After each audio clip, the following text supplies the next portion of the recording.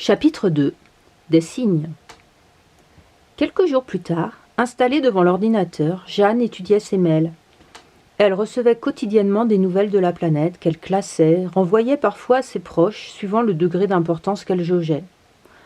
Ce matin-là, 2 nouvelles retinrent son attention. « Pierre, viens voir !» Pierre, dans le séjour, colmatait des trous percés dans le plafond pour y insuffler de la ouate de cellulose. Il apparut, sa truelle à la main, un peu de plâtre sur le front. « Oui ?»« Écoute ça. Les glaces de l'Arctique fondent plus vite que prévu. Pour la première fois, le pôle Nord n'est plus relié à la terre ferme. Il est des premières fois particulièrement inquiétantes, comme celle de ce début septembre. Le pôle Nord est pour la première fois entouré d'eau libre. Selon Étienne Berthier, glaciologue au CNRS de Toulouse, ce phénomène est une réponse au changement climatique global. On peut être pessimiste quant à la suite. On enregistrait depuis 20 ans une décroissance linéaire de la banquise, témoigne le chercheur toulousain. L'année 2007 avait été très déficitaire. On s'y attendait et on pensait à un artefact. Malheureusement, 2008 confirme cette accélération.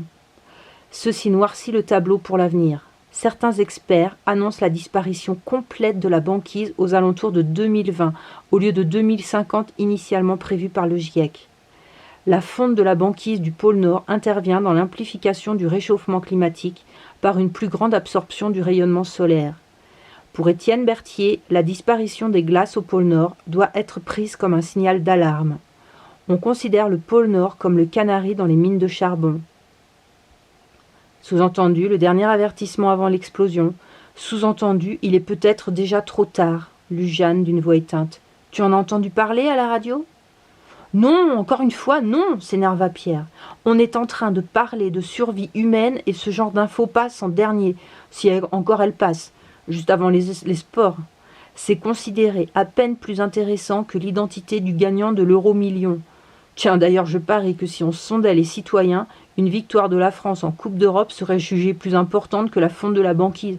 Ça boosterait le moral des citoyens, qui du coup se remettraient à consommer et permettrait ainsi au pays de retrouver la croissance. Mais quand comprendront-ils la véritable importance des choses ? Il sera trop tard. Il l'est peut-être déjà, poursuivit-il en enlaçant son épouse. « Papa, maman !» appela une petite voix flûtée. « On est là, ma chérie, dans le bureau !» répondit Jeanne, tandis qu'une petite puce de 3 ans faisait son entrée bruyamment en se jetant au cou de son père. « On regarde les pingouins sur l'ordinateur ?»« Pas maintenant, Pauline. On travaille encore un peu et on ira se promener tout à l'heure. »« Ça te dirait d'aller voir les grenouilles ?» répliqua Jeanne en câlinant la petite fille. « Oh oui !» s'exclama cette dernière, le visage rayonnant. « Et si, en attendant, tu allais nous faire un beau château d'eau en Lego ?» suggéra Pierre. « Oui, oui, un magnifique château d'eau. Je vais le faire tout de suite, très très haut !» approuva la petite en bondissant des genoux de son papa vers sa chambre. Ils entendirent aussitôt les Legos s'entrechoquer tandis que Pauline chantonnait. Jeanne, les yeux vers la porte d'où la petite avait disparu, soupira. « Mais quel avenir on lui prépare à notre bébé. J'espère qu'elle sera forte et que nous serons présents suffisamment longtemps pour l'épauler. Sa vie sera différente de la nôtre, tout le gratin scientifique l'admet, mais personne ne veut se risquer à la décrire. Comment la préparer à affronter des choses qu'on ne soupçonne pas ? As-tu reçu des infos concernant la nouvelle théorie sur les phases solaires ? Non, rien. Ceci dit, les thèses développant l'idée qu'on pourrait aller vers un refroidissement en raison de la variation continuelle de l'activité du Soleil ne sont pas encore avérées. Il est vrai que ces derniers temps, on a enduré des hivers plus rigoureux et des étés pourris. De toute façon, ça ne doit pas nous empêcher de penser aux générations futures. On ne peut quand même pas tout bouffer impunément sous prétexte qu'on n'est pas responsable du réchauffement. Zut, à la fin. Tiens, voilà l'autre mail dont je voulais te parler. C'est le calendrier des dates d'épuisement des ressources minières de la planète. Certains matériaux ne m'évoquent rien.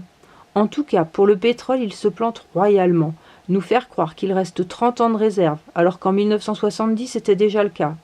Au fait, tu sais, l'autre soir, chez ta tante, j'ai discuté avec son voisin qui bosse dans le pétrole. Il m'a confirmé qu'ils estiment les réserves à environ 2 à 3 siècles. Simplement, l'échéance des 30 ans est une donnée théorique, purement économique et spéculative. Car au-delà de ce seuil, les prix chutent et les pétroliers freinent des 2 pieds les investissements de prospection. Le pire dans tout cela, c'est que certains imbéciles se disent que lorsqu'il n'y aura plus de pétrole, la pollution disparaîtra. Alors, allons-y gaiement, attendons l'épuisement. J'ai vraiment honte d'appartenir à l'espèce humaine, la plus lâche, qui s'enorgueillit de se dire la plus intelligente. Les animaux ont infiniment plus de mérite de vivre que nous, qui ne sommes que les parasites de cette planète. J'en pleurerais. Pierre, fataliste, restait silencieux. Sur ces entrefaites, Pauline pénétra dans le bureau, enthousiaste, une tour d'une douzaine de gros Legos multicolores emboîtés à la main. « Voilà, j'ai fait le plus beau des châteaux. Il est beau, mon château, c'est le plus haut. »« C'est vrai qu'il est superbe, ma belle. » Puis, couvrant la petite de baisers. « Allez, on va prendre l'air. » Sur le chemin de terre menant au petit étang, Pierre ne put s'empêcher de contempler une nouvelle fois les premiers stigmates tangibles du réchauffement sur la nature. En bordure de route, les haies offraient le spectacle silencieux des squelettes de jeunes arbres décimés par la canicule de 2003. Et puis, ces magnifiques oiseaux blancs, les hérons garde-bœuf, antérieurement coutumiers du sud de la France, illustraient par leur présence dans le bocage vendéen les mutations sournoises qui se tramaient. La présence de ces oiseaux était en soi un oxymore, à la fois majestueux et annonciateur du pire. Les vaches, imperturbables ruminants, jouissaient désormais de pâturages divers, tandis que le maïs se semait, se récoltait de plus en plus tôt. Les oliviers ne grelottaient plus dans les jardins du Val-de-Loire, et les plantes exotiques se moquaient des climato-sceptiques en survivant. « Papa, maman, regardez l'avion là-haut. Oh, qu'il est gros !» gloussa une Pauline tout émerveillée. Jeanne et Pierre, suivant son regard, levèrent les yeux. Le ciel se fendait de longs traits blancs, s'épaississant avant de s'évanouir. À leur tête, on devinait, flamboyante au soleil, la carlingue des longs courriers. « 1, 2, 3, 4 » s'amusa Jeanne. « 8, 6, 11 » gazouilla Pauline coquine. 5, 6, 7, 8. J'en compte 11 ou 12 rien que de ce côté-ci, coupa Pierre. C'est fou, quand j'étais gamin, c'était un événement d'en voir seulement un. Et là, regarde, le ciel est lézardé de toutes parts, comme s'il était désormais impossible d'envisager un beau ciel bleu, uni, tout simplement. Ouais, comme tu dis, c'est fou. Tous ces gens qui prennent l'avion pour un week-end, un match de foot, un concert, pour rien, quoi. Eh oh, tu l'as pris combien de fois, toi, l'avion, taquina gentiment Pierre. Sûrement plus d'une vingtaine de fois en comptant les allers-retours. Oh, tu m'embêtes, sourit Jeanne. D'accord, mais par exemple, il y a 6 ans, lorsqu'on est parti en Turquie, je n'entendais pas tout ça, je ne savais pas. Mais aujourd'hui, comment peut-on faire la sourde oreille à ce point? En plus, non seulement ça consomme à mort un avion, mais en plus, on sait que ces émissions sont 2 à 4 fois plus échauffantes en altitude. Moi, l'avion, maintenant, c'est sûr, plus jamais.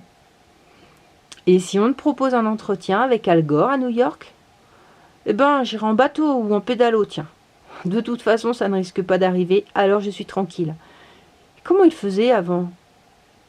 Avant, la société n'avait pas les impératifs qu'elle se fixe. Et si tu veux rester dans la course, t'as pas le choix. Tu vois, déjà, à notre petit niveau, on commence à se marginaliser vis-à-vis de nos proches. On les agresse avec nos préoccupations. Ils nous agressent par leur comportement. Ben, chez nous, c'est comme ça.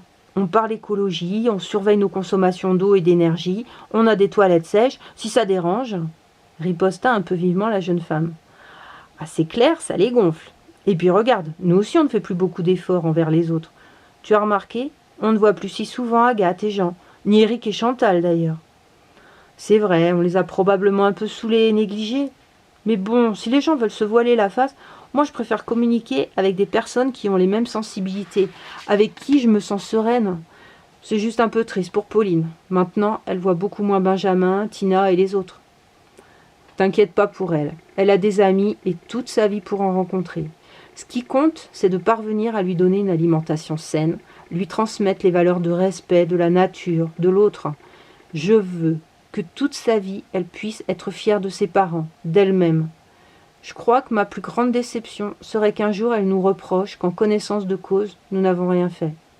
Bientôt, elle ira à l'école, elle se fera des copines, la rassura Pierre.